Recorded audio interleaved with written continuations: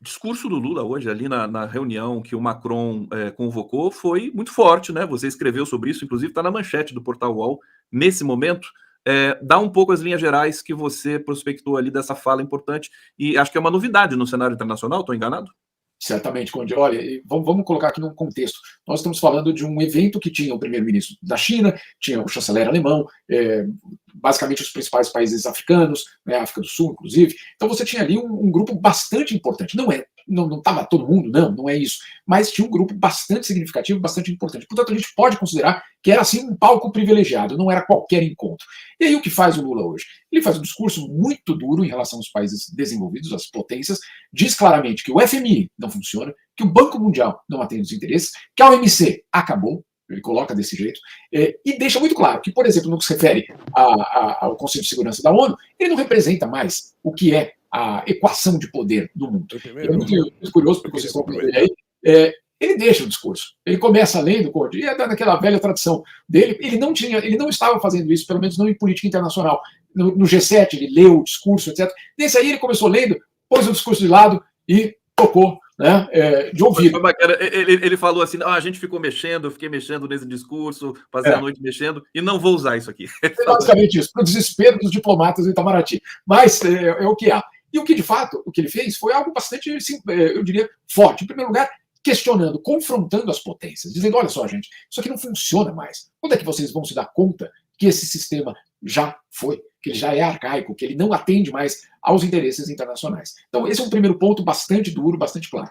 E ele também fala do próprio acordo Mercosul-União Europeia, dizendo que, claro, da forma que é colocado, não tem como ser assinado, não é só pela questão ambiental, tem outros capítulos bastante complicados desse acordo. É um acordo que, para os exportadores brasileiros, é muito curioso isso, né? Porque os europeus sempre vêm falando, não, porque vai desmatar e etc. E não estão errados em estar com essa preocupação, mas vamos lá olhar para o acordo e ver quanto de cota o Brasil vai exportar de carne e de açúcar para a União Europeia dentro do acordo. Conde, é assim, ó, pequenininho. Né? Não é um acordo revolucionário para a exportação de carne brasileira. Não, para você ter ideia, em alguns setores de carne, a cota que os europeus vão oferecer, caso o acordo um dia entre em vigor, ela já foi preenchida.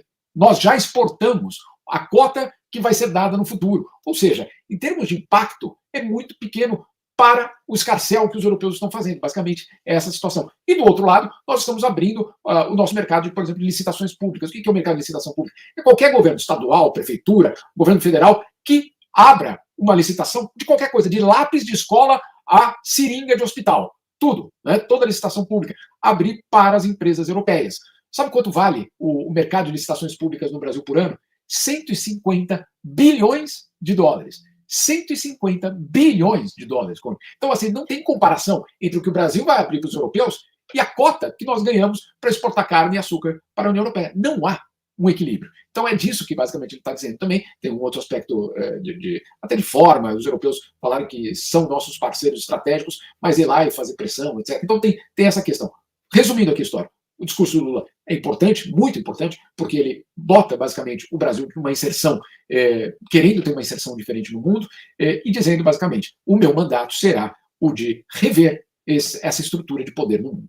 É essa a mensagem dele hoje. Não é o acordo Mercosul, ou etc., um pontual, não. É a estrutura de poder que existe hoje no mundo, precisa ser reformada. O pessoal, vamos dizer assim, da ONU, da cúpula da ONU, o Antônio Guterres, por exemplo, ele aplaude esse discurso. Por quê? Porque ele sabe que a ONU, da forma que está, ela está imobilizada, sem dinheiro e sem capital político. E por que isso acontece com a ONU? Porque ela não mais representa as relações de poder no mundo. Então, por que é que ela vai funcionar? Por que é que alguém vai dar crédito para uma instituição que parou em 1945? Né? Então, obviamente, o Guterres, o secretário-geral da ONU, aplaude e quer que um projeto como o do Lula vá adiante, porque ele sabe que é a própria revalorização da substituição. Agora, quem é que não quer? Quem, obviamente, hoje detém o poder. E aí estamos falando principalmente dos Estados Unidos e da União Europeia. As instituições que controlaram por 70 anos a ONU, o Banco Mundial, o FMI e a OMC. Se você colocar isso aí dentro de uma estrutura, é basicamente a estrutura de poder do mundo do século XX. Né? Isso tudo está ruindo. Está ruindo, não há nenhuma dúvida sobre isso. E não tem, por enquanto, nada que substitua. Então, nós estamos vivendo essa transição. De um lado, instituições arcaicas, que já não respondem mais às necessidades do século XXI, e ao mesmo tempo não temos as novas instituições ou aquelas reformadas. Então, qual é a reação em relação ao Lula? Da parte daqueles que detêm o poder, calma aí, vamos ter de baixar a bola, ou pelo menos amenizar essa situação, porque, claro, se ganha força esse discurso do presidente Lula, o que acontece? Há, obviamente, uma pressão muito grande para que essa reforma aconteça. O que significaria, por exemplo, uma reforma no Conselho de Segurança? Significaria que novos países teriam poder de veto. Veto sobre o quê?